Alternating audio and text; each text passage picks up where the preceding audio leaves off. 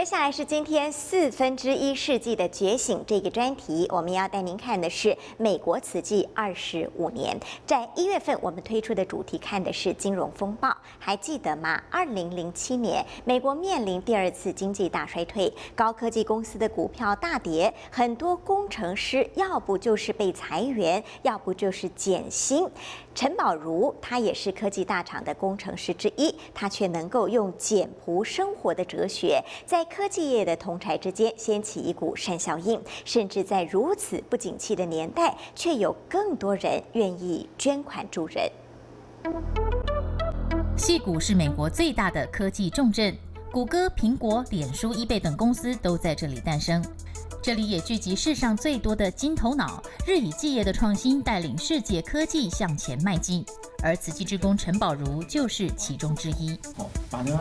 然而，从2012年开始，陈宝如计划推动另一股带动世界前进的力量，也就是将慈济带入矽谷，启发更多善念。这是美国慈济20几年来都没去执行的不可能的任务。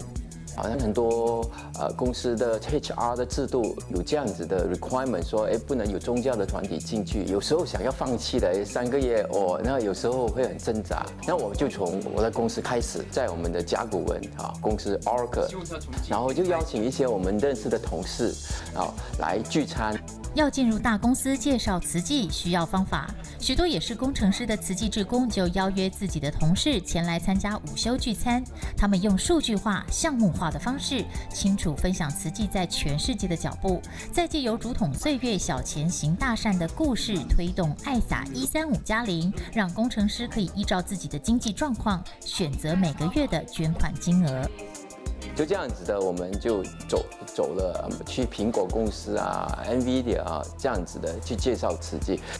来参加聚会的工程师，每10个当中就有8个愿意成为慈济会员。能够帮助别人是很高兴的事情。那另外也希望呢，我能够维持这样的信念，能够有能力去帮助别人。宝如的太太也是幕后功臣，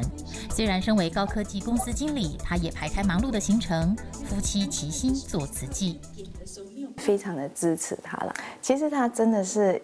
用生命在跟着上人的脚步在做慈济哈，就是一直想到就是为众生，为众生。看到他一开始就是在带这个企业爱撒的时候哈，什么都做。